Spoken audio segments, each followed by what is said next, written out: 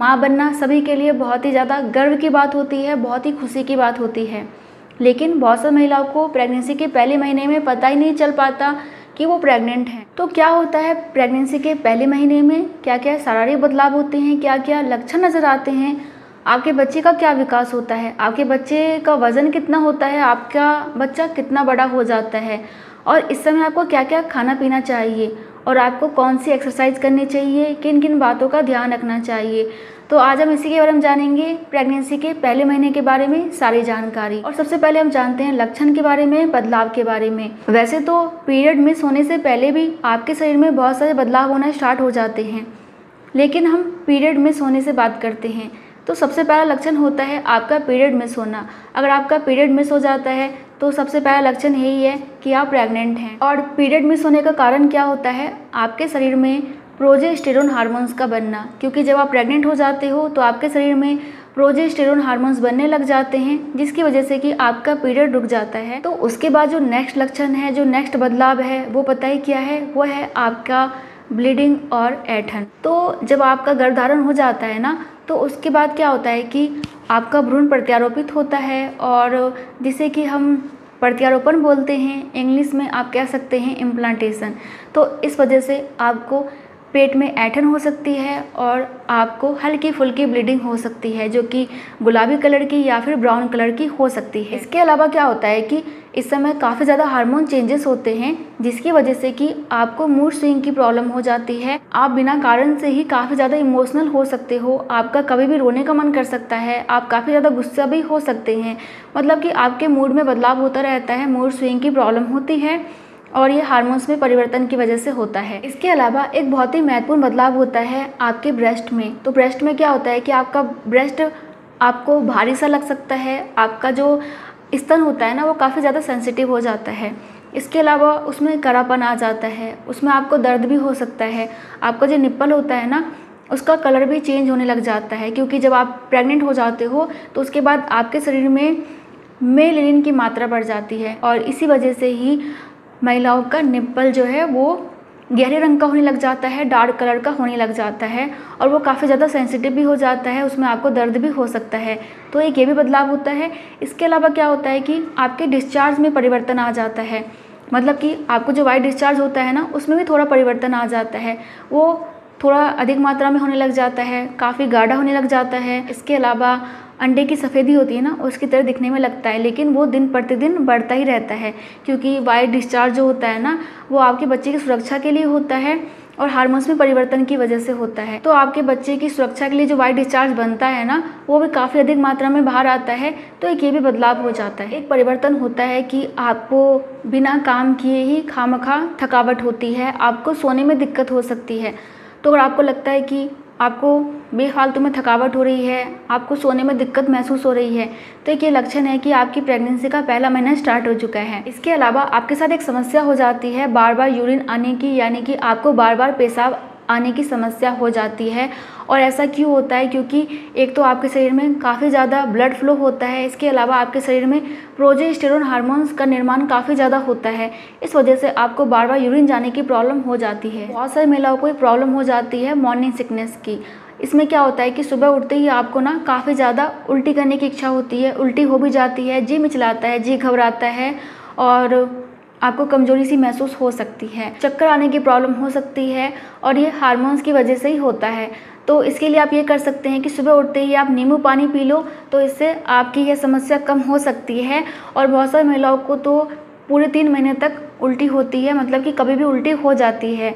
तो एक ये भी संकेत है कि आपकी प्रेगनेंसी का पहला महीना स्टार्ट हो चुका है। इसके अलावा आपके खान पान में बदलाव हो जाता है। क्या बदलाव होता है? हो सकता है कि आपका फेवरेट खाना आपको बिल्कुल अच्छा ना लगे, और ऐसा खाना जो कि आपको बिल्कुल पसंद नहीं था वो आपको पसंद आने लग जाए। तो ये प्रेगनेंसी का जादू है, प्रेगनेंसी का प्रभाव है, और एक लक्षण भी है। महिलाओं के साथ क्या होता है कि इस समय उन्हें कुछ ज़्यादा ही भूख लगने लग जाती है, क्योंकि काफ़ी ज़्यादा शरीर में प्रक्रियाएँ होती हैं।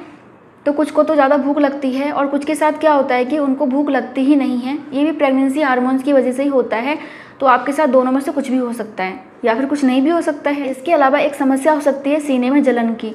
बहुत सारी महिलाओं को प्रेगनेंसी के स्टार्टिंग में सीने में जलन की प्रॉब्लम हो जाती है, तो अगर थोड़ा बहुत है तो आपको टेंशन नहीं लेना है, ये बहुत ही नॉर्मल है, लेकिन ज़्यादा है तो फिर डॉक्टर से दिखाइए। इसके अलावा एक प्रॉब्लम जो कि बहुत सारी महिलाओं के साथ होती है, वो पता है क्या है, वो है कब्ज की प्रॉब्लम। तो प्रेगनेंसी के पहले महीने में आपके शरीर में काफ़ी ज़्यादा हार्मोन चेंजेस होते हैं, प्रोजेस्टेरोन हार्मोन्स का स्तर बढ़ जाता है, जिसकी वजह से कि आपको कब्ज की प्रॉब्लम हो जाती है।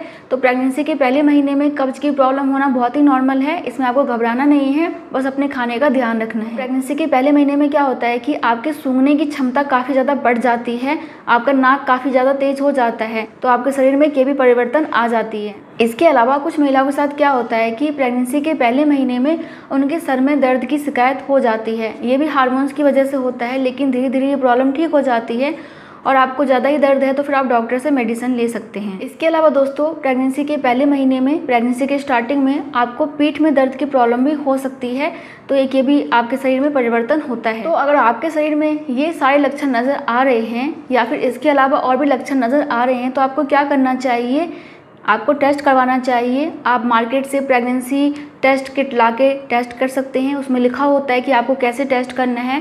आपको सुबह का यूरिन लेना होता है, कुछ बूंदे उस पर डालना होता है, 5 मिनट आपको वेट करना होता है और उसके बाद अगर 2 लकीरें बन जाती हैं पिंक कलर की, तो इससे आप पता लगा सकते हैं कि आप प्रेग्नेंट हो चुके हैं।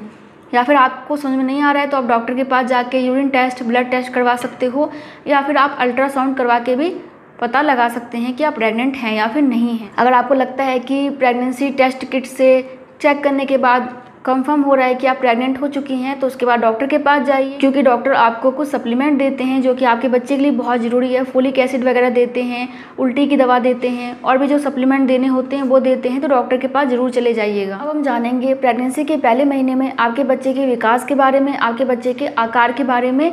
तो नॉर्मली सबसे पहले क्या होता है, आपको मैंने पहले ही बताया है, सबसे पहले होता है फर्टिलाइजेशन यानी कि निषेचन, जिसमें कि अंडा और शुक्राणु मिल जाते हैं, और जब अंडा और शुक्राणु मिल जाते हैं तो उसके बाद क्या होता है कि वो एक युग्म बनाते हैं जिसको कि बोला जाता है जाइगोट। जब अंडा निषेचित हो जाता है उसके बाद दूसरी प्रक्रिया स्टार्ट हो जाती है जिसको कि प्रत्यारोपण बोला जाता है, इम्प्लांटेशन बोला जाता है। इसमें क्या होता है कि जो जाइगोट बनता है ना अंडा और शुक्राणु के मिलन से, वो फैलोपियन ट्यूब के माध्यम से होते हुए गर्भाशय में पहुंच जाते हैं। और आपकी प्रेगनेंसी के चौथे से लेकर छठे दिन के बीच क्या होता है कि ये जो जाइगोट होता है वो क्या होता है कि बहुत सारी कोशिकाओं में विभाजित होना स्टार्ट हो जाता है, जिसे कि ब्लास्टोसिस्ट बोला जाता है। और ये जो ब्लास्टोसिस्ट होता है ना, वो गेंद का आकार ले लेती है, और उसके बाद क्या होता है कि इसके अगर 2 से 3 दिनों के अंदर ही ब्लास्टोसिस्ट अगर गर्भाशय की दीवार से चिपक जाता है, तो इसका मतलब ये है कि आपका भ्रूण प्रत्यारोपित हो गया है, आपकी प्रेगनेंसी स्टार्ट हो गई है। तो जब आपका निषेचित अंडा गर्भाशय की दीवार पर चिपक जाता है, वो विकसित होना स्टार्ट हो जाता है, उसके बाद एमनियोटिक सेक बनना स्टार्ट हो जाता है, और उसके बाद जो है प्लेसेंटा बनना भी स्टार्ट हो जाता है। अगर इस समय हम बच्चे के विकास की बात करें तो इस समय बच्चे का चेहरा बनना स्टार्ट हो जाता है। जो आंखें होती हैं ना, उसके पास जो है काला घेरा बनना स्टार्ट हो जाता है, मतलब कि आँख का आकार जो है वो बनना स्टार्ट हो जाता है। इसके अलावा इस समय क्या होता है कि बच्चे का जो निचला जबड़ा होता है ना वो, और बच्चे का जो गला होता है ना वो बनना स्टार्ट हो जाता है, और बच्चे के शरीर में रक्त कोशिकाएं बनना स्टार्ट हो जाती हैं, और रक्त का संचार होना भी स्टार्ट हो जाता है। और चौथे सप्ताह तक, यानी कि जब पहले महीने का लास्ट का सप्ताह चल रहा होता है, तो इस समय क्या होता है कि बच्चे का दिल भी धड़कना स्टार्ट हो जाता है, और बच्चे का दिल 1 मिनट में लगभग 65 बार धड़कना स्टार्ट हो जाता है। और इस समय आपका बच्चा लगभग एक छोटा सा चावल का दाना होता है ना, उससे भी छोटा होता है। तो इस समय आपके बच्चे का इतना ही विकास होता है। अब हम जानते हैं कि इस समय आपको क्या क्या खाना पीना चाहिए, क्योंकि इस समय गर्भपात होने का बहुत खतरा रहता है और आपके बच्चे का विकास होना भी अच्छे से ज़रूरी है। तो आपको क्या क्या खाना है, चलिए जान लेते हैं। तो सबसे पहला, आप इस समय वो खाओ जिसमें कि आपको फोलेट अधिक मात्रा में मिले। आप सर्च कर लीजिएगा कि आपको किस किस चीज़ में फोलेट मिलेगा।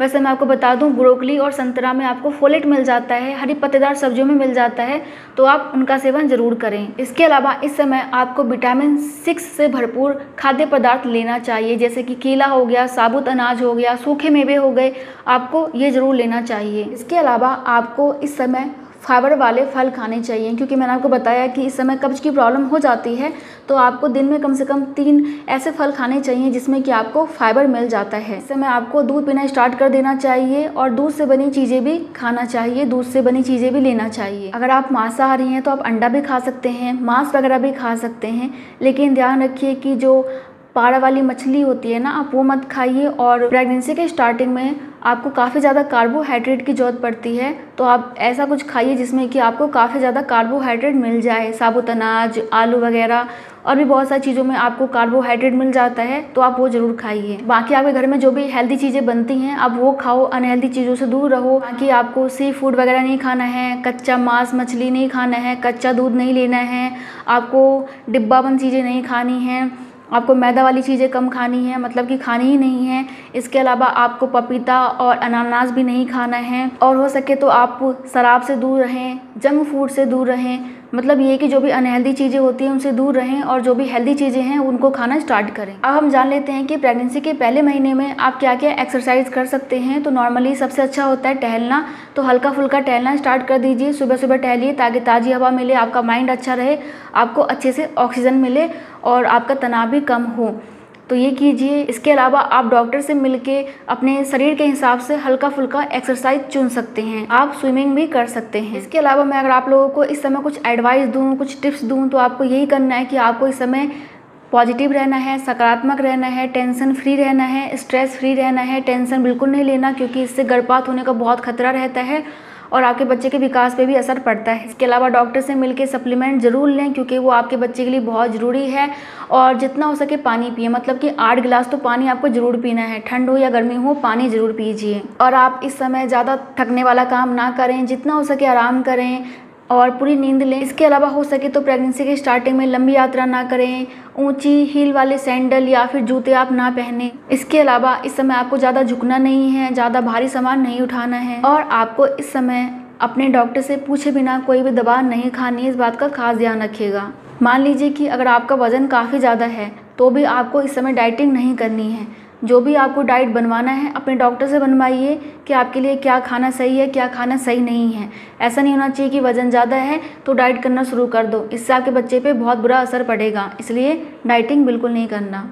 इस वीडियो में बस इतना ही। एंड आई थिंक कि मैंने आप लोगों को प्रेगनेंसी के पहले महीने के बारे में सारी जानकारी दे दी है, और मैं मिलती हूँ नेक्स्ट वीडियो में। तब तक के लिए bye bye. Thank you so much. नमस्ते।